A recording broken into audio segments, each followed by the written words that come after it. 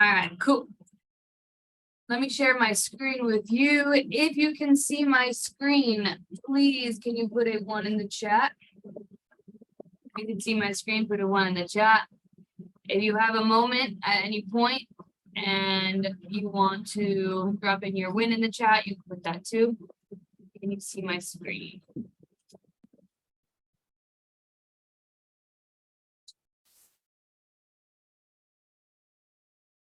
Yes, now. Looking that at the end.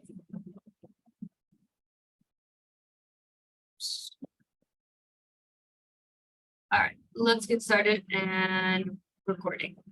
Cool. All right, so today we are talking about, if you can't see my screen, by the way, at any point, let me know, unmute yourself. If you have any questions at any point, let me know, or unmute yourself. You can either type it in the chat. It's easiest to just unmute. Also, if anything that I'm saying today resonates with you, if you have personal experience with it, maybe you're going through it right now, or you have went through it in the past, feel free, same thing, either drop it in the chat or you can unmute yourself. As I was even going through this lesson, I found a lot of you in this lesson, from the beginners that maybe have been asking me this question or these questions this week, to people that are more advanced that are asking me certain questions, or on the opposite end, people that are more advanced that have already gone through this, that maybe they could teach the beginner something. So again, if you have any questions or if you want to tune in on anything, feel free to do so at any point. So Foodie Fit Chicks. But why does food freedom sometimes feel so hard, and how can we make this better? So let's face it, we all have habits that we practice for a very long time, right? Diet culture has been surrounding us for many, many years. For some, it was just a couple years. For some, it's been all of our lives. We all have triggers. Maybe we get triggered by a certain situation or by something that mom says or a friend says or anything at all. We all have those triggers. And this fit chick process that you are going through is not easy. And I want to kind of, I guess, normalize that a little bit, because I feel that sometimes you guys downplay how much work it even is. Like, some people, obviously, they'll be like, damn, this is a lot of work. But sometimes we want to think that eating and working out can sometimes be the easiest thing, and it's not an easy process. What you're doing right now is a lot of work, right? So if you ever feel that stress of like, oh shit, like I have like, I'm stressing about what meals I'm gonna have, like, just know that that's totally okay. So what you are feeling right now is totally, totally valid, and I want to just reassure you of that. If you ever have those thoughts of, oh, maybe I shouldn't eat that, or maybe I overate, or why am I thinking so much about food? Why am I always hungry? These things are valid, but I really want to work on today, not only today, but just continuing how you can improve on that and how you can improve your communication on that. So today's agenda, we're going to validate and explain what you are feeling. We're going to improve on habits that are keeping you food focused, and we're going to make peace with food freedom journey.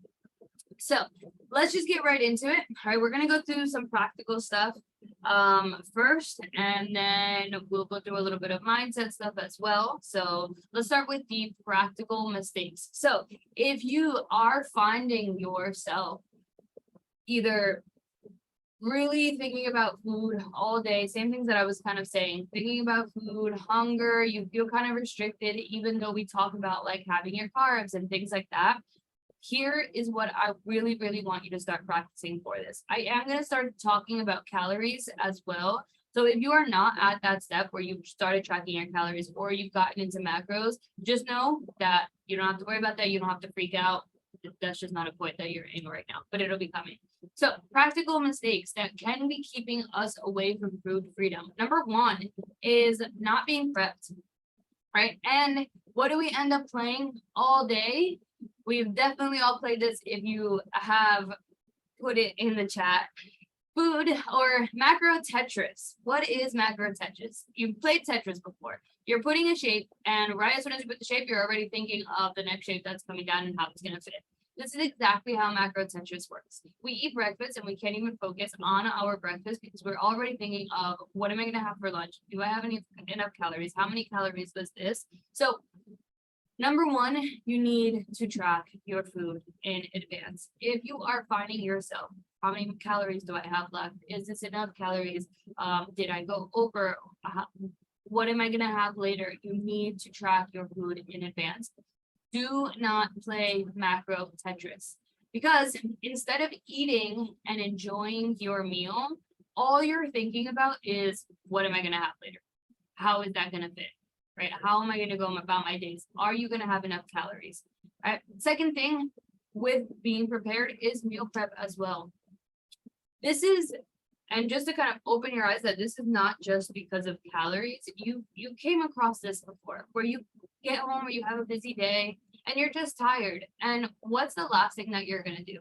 You're not going to go to your kitchen and start preparing your nice healthy meal and start making sure you got your protein pot, make something. You're going to go and either get takeout, right? You're just going to have whatever's available. You're going to grab a piece of bread instead of having something that's a little bit more, just like has a little bit more protein. You're just going to grab it and go, right? We've come across that before. And you're going to come across this right now in this journey. So make sure that you are always meal prepped. All right. That looks different for everyone. We do have a call on this. If you weren't at that call, there is a call that talks about all of the different ways that you can meal prep, whether you meal prep on a day-to-day, whether you bulk meal prep, which is personally what I do. I have all my proteins and my veggies and my rice and whatever I'm feeling that day, I kind of just grab from there. And what we are going to do to make this a little bit better too is on the next call, I am going to teach you just a little spreadsheet on how you can plan filling your meals with the core four that we always talk about: protein, carbs, fats, veggie, and fruit. Well, we will get into that. So when it comes to tracking in advance, right? I don't think enough of you are doing this. And again, this is why we run into what am I going to eat later? And it's just like a mess of macrocentricity. Before the day even starts, I've said this to a bunch of you, and once you do it, you're like, oh shit, that was nice. Put your calories and put your food into your tracker. Even if you're not the type of prepper that preps out every single meal for the next 7 days, that's personally not me. Before you go to sleep, everything should be in your app if you are tracking, right? For the most part, like 80%, leave yourself some wiggle room to have an apple if you want, or like have a cookie or something. Right. When you do that, you're going to go breakfast, lunch, dinner, whatever snacks that you're having. Add your protein first. Right. We've done this lesson before. So I'm going to have eggs, I'm going to have cheese, I'm going to have tofu for lunch, and then I'm going to have seafood for dinner. Right. And then once you add your protein first, you're going to see, okay, I'm pretty close to my protein goal. Now, what do? I fill everything else in. So here I'm going to have a wrap. And then this turns into a bowl. And then we can start building everything in. And then next thing you know, you hit your protein goal. If initially you type this in and you're nowhere near your protein goal, it can be as simple as have an extra egg, right? Have a little bit more of a portion of this protein here, right? So this is just things that we practiced before. I just wanted to retouch on that. And when we think of food freedom too, is like, how can tracking calories be food freedom, right? This is just a for now phase to get to intuitive eating. So a lot of people talk about intuitive eating. They're like, oh, I just want to intuitively eat, but they have no idea what's actually in their foods. So in order to actually intuitively eat, you need to be able to understand and you need to have a point of tracking. But when it comes to stuff like this is not today. This is not right now, the next 6 months while you're in Project Fit Chick, next year or two. This is going to be for the rest of your life too. Like, you guys know that I'm completely transparent. I haven't been tracking. I haven't tracked like the past year and a half or so. And I don't need to right now. But in my head, I'm still doing the same exact thing. What's my protein for lunch, breakfast, lunch, dinner tomorrow? And how am I going to have my meals? So this is something that you are taking these habits for the rest of your life. But right now, since you're trying to hit a certain portion for the day, you do have to put it in an app. All right, so this is just an example. I'm doing the same exact thing. You're going to be doing the same exact thing, whether you are tracking your calories or not. Number two, when it comes to food freedom and food focus, again, we're still on the practical kind of tracking side of things, and we'll get into mindset as well. Trying to get your meals exactly right. So an example of this is like you're having, I don't know, 100 grams of blueberries if you track by grams. And you put your blueberries in there and there's like 103 grams and you like take out a blueberry kind of thing. Or like how I definitely have fell victim into this. You pour a little bit of rice and then you see it's a little bit over and then you take out like a tiny bit of rice. Do not get so obsessive over the tracking. When it comes to like meat products or protein products, yes, weigh them out. It makes sense. And it's easy because you're not going to stick it into a cup. But for the most part, if it's blueberries, if it's rice, if it's like peanut butter, you don't have to weigh every single little thing. Grab your little half a cup or cup scooper, scoop it out, boom, boom, that's enough. Whether it's 100 grams, whether it's 98 grams, whether it's 102 grams, it's pretty freaking close. And something like this, something so simple like this, can really just ease our mind and keep us on track to continuing to hit our goals, continuing to hit our targets, but not being so hyper focused on that. And even for the protein, if you are trying to get 3 ounces and it comes out to like 303, don't freak out. One of the things that my coach told me years ago was like, if you're having a piece of chicken, first of all, you have no idea what that chicken actually looked like or the lifestyle. You have no idea how much protein it actually has, right? One chicken can have a little bit more protein in the same weight. One can have a little bit more of like fat or anything else, right? So if we don't even know that, then that kind of helps ease our mind too of like, it's not so deep. If you are 80%, 90% consistent in your day, that's enough. You don't have to be so on point. All right. So be 100% consistent. No, 80% consistent 100% of the time. I would much rather you be that than be 100%. You are so rigid, like you are just on the T 100%. It has to be perfect, and then you're falling off 2 days a week. Right? Be 80%. Keep a good mental state, but just do that every single day, and that'll go like much further way than if you're super neurotic about it. Number 3 is understanding your phases. So we are still in the mistakes that you can be making. All right. When it comes to understanding your phases, I say this to you guys a lot. Are you in a weight loss phase? Are you in a health phase where we're more so focusing on maintaining? Are you in a high calorie phase? Understanding your phases can really put an ease to this. One thing that stood out to me recently was, it was past couple months, Christine had said to me, like, Nicole, I don't understand. I forgot exactly what it was. Like, she was feeling super hungry. She's like, but my calories aren't even that low. Like, why am I feeling so hungry? This, that. I'm like, girl, your calories are mad low. Like, it's so normal for you to be feeling hunger at this point. Like, it's so normal for your cravings to be a little bit higher because we are pretty far into this fat loss phase. Like, you've made a lot of progress and you're pretty far deep into it, but you didn't understand that. So sometimes we can go so into like self-sabotage, like this is my fault, or like what am I doing wrong? Why is food freedom so difficult for me? But instead it's understanding your phase. Why am I feeling fluffier right now? Oh my god, like I feel like I ate too much, I feel like I'm so fat. Hey, we just recently increased your calories. Like your body is just getting used to having more food into your system. You're retaining a little bit more water. Right. So if you're ever feeling that, I want you to understand your phase.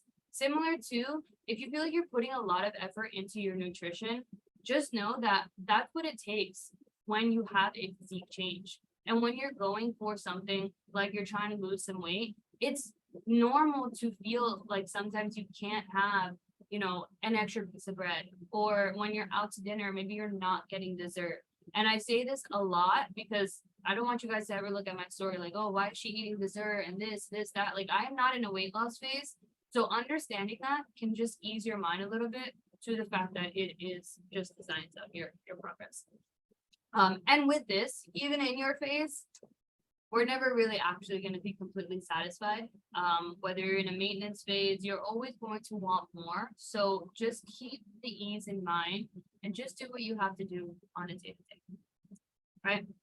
when it comes to this, sorry, I kind of said all of this before I even got to this page, but if you are feeling any type of resistance, right? If you're feeling like, I don't know, anything, like Christine said, why am I feeling so hungry? And I would have never known that if she never communicated with me. And by me sharing my experience with her and just that little story, and even recently I got a story that was just like about a partner not being super supportive.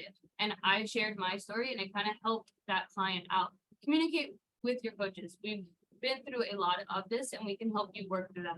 Also communicating with your community, right? With our community here in Project Pitching, if you're feeling something, odds are somebody who was in the program and started 6 months ago has felt it too, right? So maybe they can help you. I know that there was a conversation on like kids the other day, and that was a good thing to put in there because I personally don't have kids. I can only help you to a certain extent. So little things like that.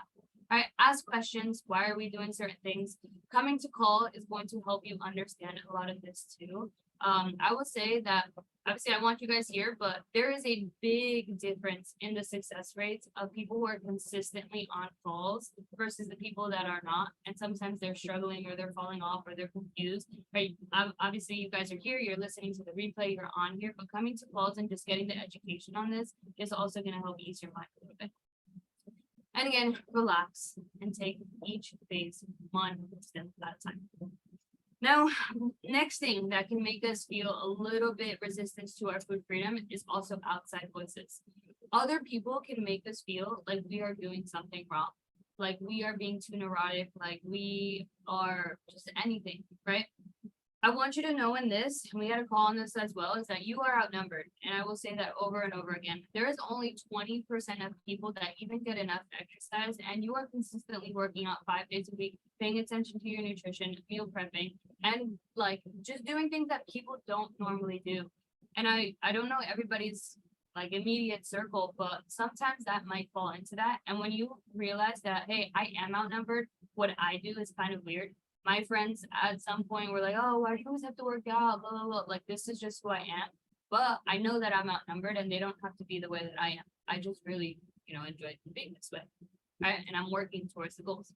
Understanding where people are coming from, if they are giving you resistance and if they're making you feel like maybe you are putting too much effort on your diet. All right, express your goals and your journey with them. Educate them. Why are you doing with the things that you're doing? If it's your partner, educate them. Hey, this is how I've been feeling about my body, or this is how I've been feeling about this. Like I know I've done diets before, but this is something new that I really want to put effort in to put an end to that cycle. That can be a great education piece. Right? Make them understand that this is you and that there's also nothing wrong with you. You're asking very, very little of the people around you. And get them also to switch from pressure to support.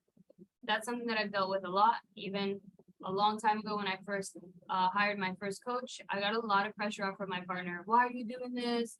Oh, we can't go out to eat here, this, that. Like at first I was like, damn, why am I doing this? Yeah, this is like really annoying.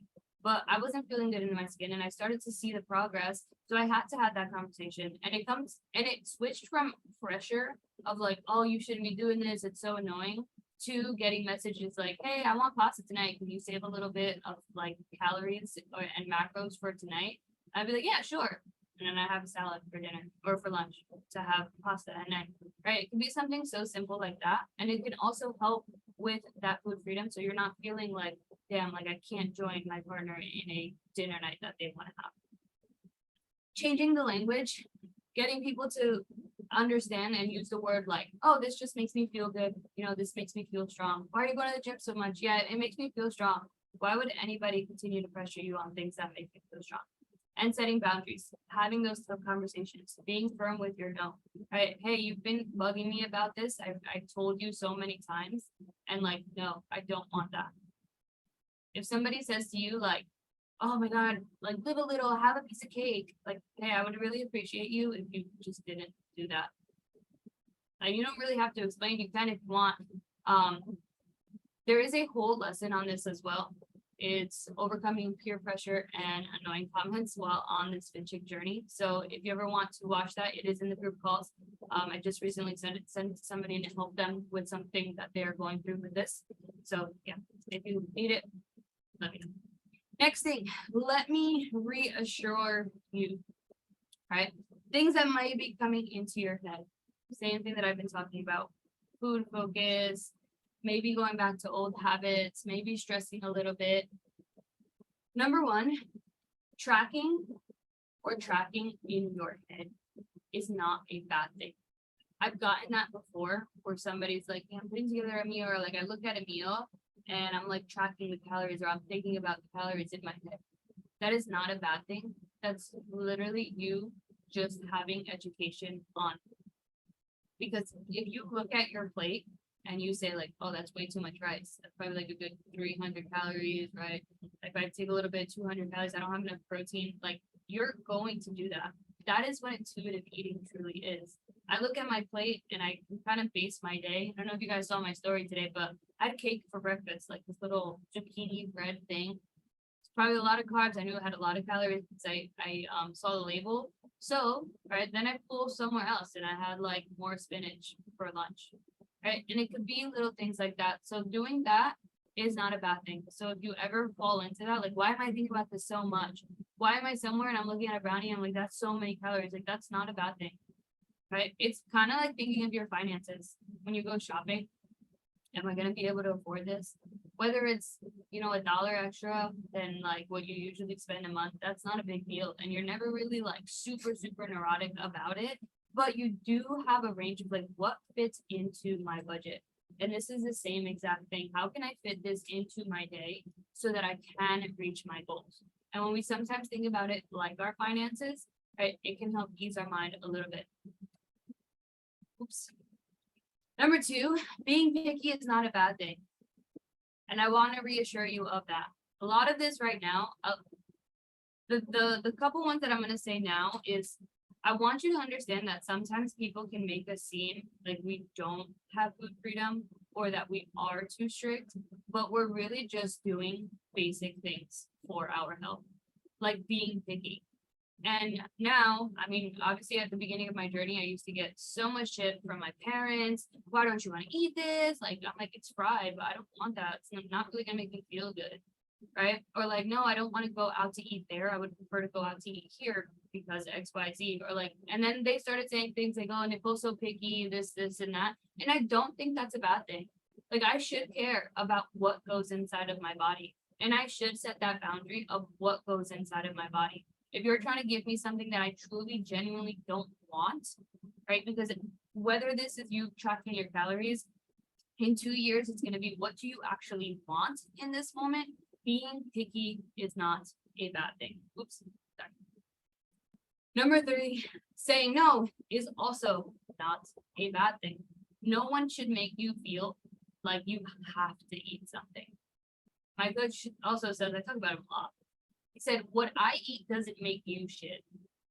So if somebody wants to have a piece of cake or a cookie or a pizza and they're next to you and they're like, eat it. I'm going to feel so bad if I eat this all by myself. What does that have to do with me? That literally has nothing to do with me. And whatever I eat, whatever I say no to, doesn't mean that you can't eat it or you should feel bad about it. I just don't want it. And I don't want to join in on that. Or like you're all out to eat, you're just not hungry, right? It's not a bad thing to say no. And number four, understand that wanting to achieve more than average is also not a bad thing. Remember that you are outnumbered on this. All right. So when it comes to lifting, when it comes to changing your body, when it comes to going to the gym 5 times a week and hitting PRs and hitting 215 on a deadlift, getting your first push-up, any type of strength goal, that is super kick-ass. And it's not a bad thing, and nobody should ever make you feel like you are obsessed with the gym or you are putting the gym in front of whatever they may say. Because I've literally gotten it all. Wanting to achieve more for your body to make it stronger, to make it look physically different, what you would consider as looking like an improved look, that is not a bad thing. Same thing when it comes to food. Wanting to have healthier food options, putting in that extra effort so that food is responding with you, so that you're having a good relationship with food, not only now, but for the next 10 years of your life, that is not a bad thing. And there is way too many people that are not doing it. And this is just going to transfer to every single aspect of your life, right? We start with going to the gym, and then we're hiking a volcano at 4 in the morning in Guatemala. Like, this is going to transfer to every single aspect of your life. I've even gotten people in this program that they start with chasing PRs and finding out that they're stronger than they think, and then they're quitting their job because they're realizing it's not as fulfilling, and then they want more for themselves. Because one win starts to stack on another. And if you're being so strong in the gym, that's why we push strong, get strong, do more workouts, achieve more with your body, fuel your body with more food. Be particular about what goes inside of your body and what nutrients you're giving, what's in your surrounding, because that is not only how you look, it's going to transfer to every single aspect of your life. And that is not about it. Next, last part. It's a long lesson today. I didn't realize it was that long. I'm sorry, I'm almost done. Accepting the long journey.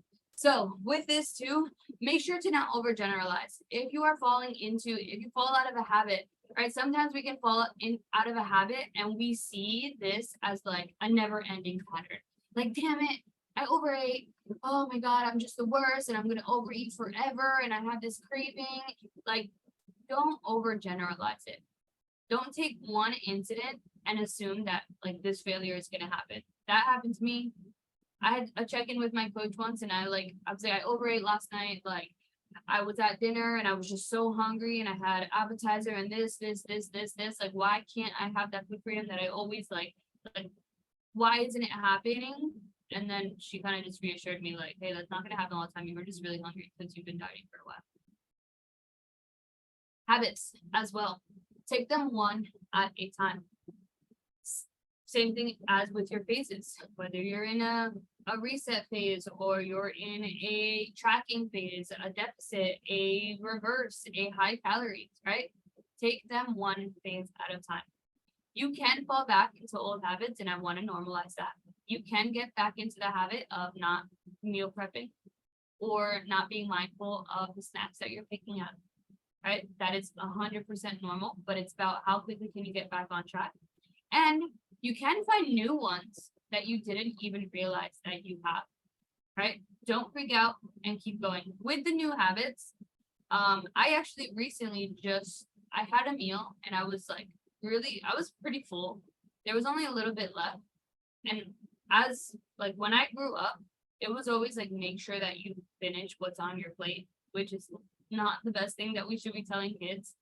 But it was something that I was always rewarded for. Like, wow, you finished everything that was on your plate. Oh, there's only a little bit left. Like just eat it all. And I wasn't that hungry, but like there was a little bit left and I just ate it. And then I felt like really full. And I was like, oh shit, like I never realized that. But like this is something that has been reoccurring for my life. Right. So when you realize those things, don't put yourself down for it. Just know that, okay, one step at a time. Now I'm attacking this new habit. Number 2, there's 3 items, is dwelling in what you should or shouldn't have, right? We don't want to do that.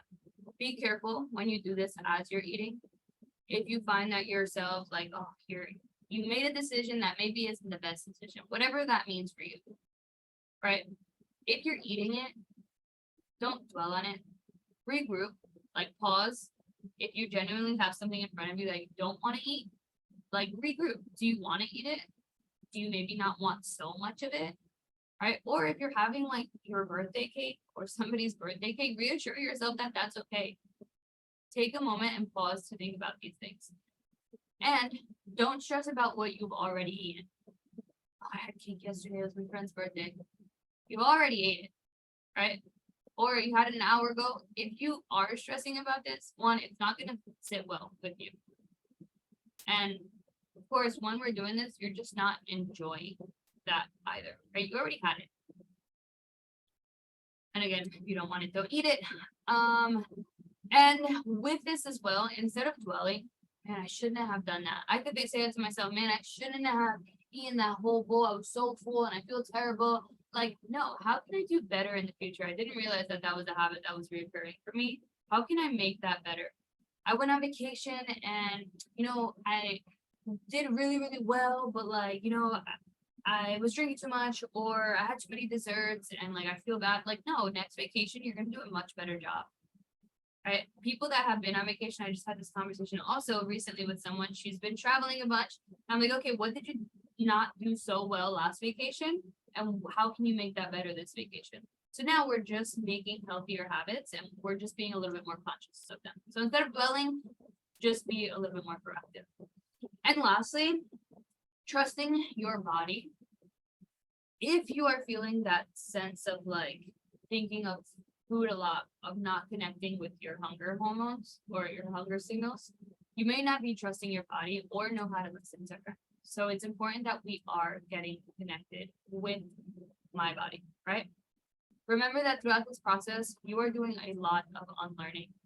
You're unlearning that you have to eat less, that you have to be smaller, right?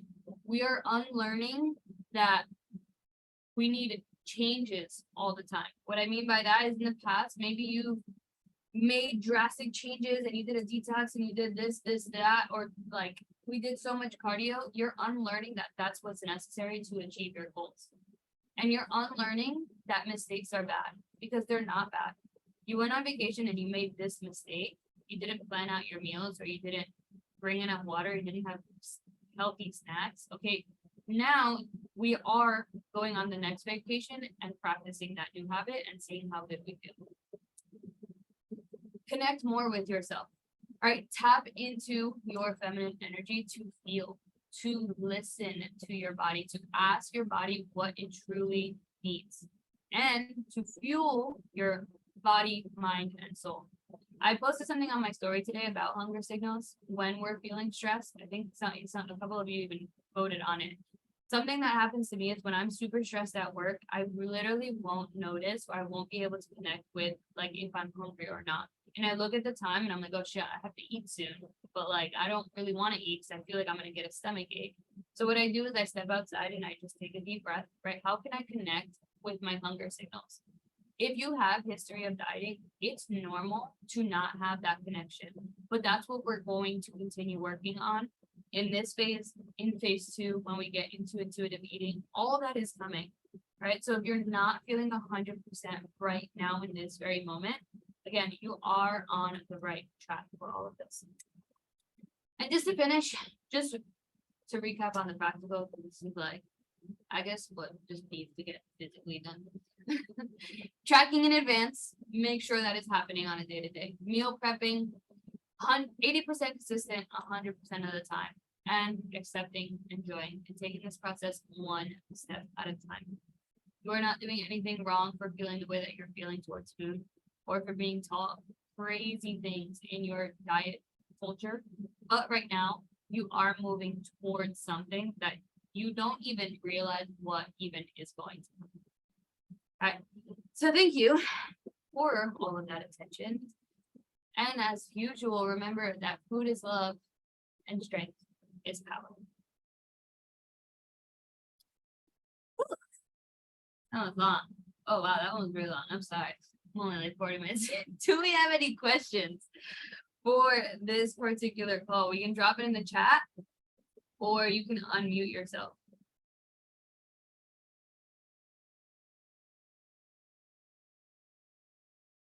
Questions, maybe experiences, something that you've been running into resistance with.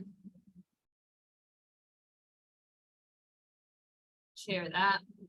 And I will also open it up for if anybody wants to share something either that you're going through or that you have went through, that you maybe have realized like, oh, like when I was doing this 3 months ago, I was really stressed about food and now I do this and that has helped me.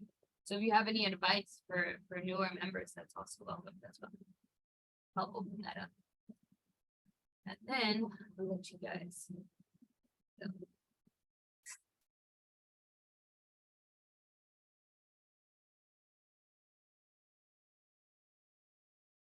That was my longest call ever. That's why I didn't say at the beginning, this call will be short. Sometimes I say that and I apologize. All right, so no questions. Now we want to share, totally fine. I will leave you guys here. Next week, let me stop recording there. Oh no, I will. Next week, we will not be having a group call. I will be in Europe, which is very, very exciting. So I'm going to be in Europe for 2 weeks. I will keep you guys posted with scheduling, but we are going to take a break and I will keep you posted with anything new that is to come. So I just wanted to let you know on that, and I'll also post a reminder. But yeah, for the next 2 weeks, no group calls. I will be in Europe for the first time. And yeah, I appreciate you guys being here, and I will see you soon. Bye.